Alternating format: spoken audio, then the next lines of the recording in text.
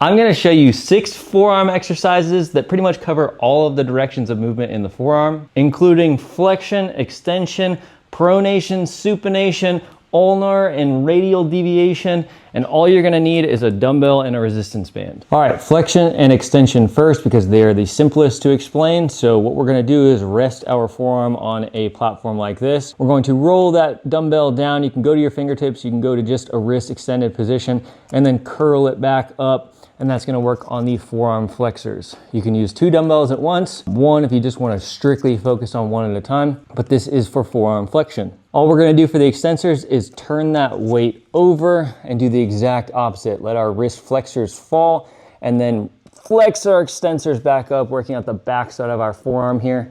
And you wanna keep the weight pretty light here because our extensors are much weaker than our flexors. So I would suggest changing the weight between your extensors and flexors. All right, now we're gonna do pronation and supination. So what you wanna do is set up a band so it is perpendicular to your body. That way we have some resistance coming from the side here. We're going to wrap that around our dumbbell. So we get some nice side pressure here. And then this is pronation, right? We want our hand to be coming down like this. And I really like having some weight that's pulling down as well as the band is pulling to the side. So we get that rotational force going.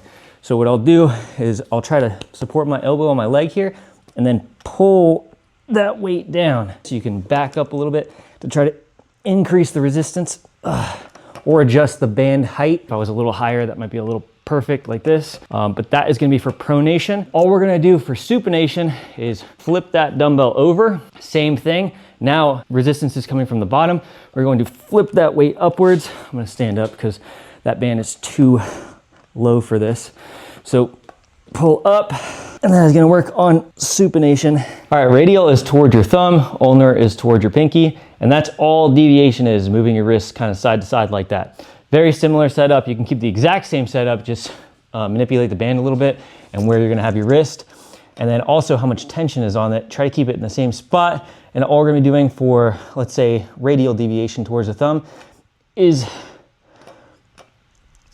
pulling that weight up like this. Again, for ulnar deviation, just flip the weight over. I like how seamless this is because you can change the resistance by backing up and you don't have to mess around with the weight. The only weight I would change would be the dumbbell if you want a little more of a challenge. Don't just work on your forearm flexors, work out everything. I know it's annoying, but this will keep it really simple for you. Hopefully that helps.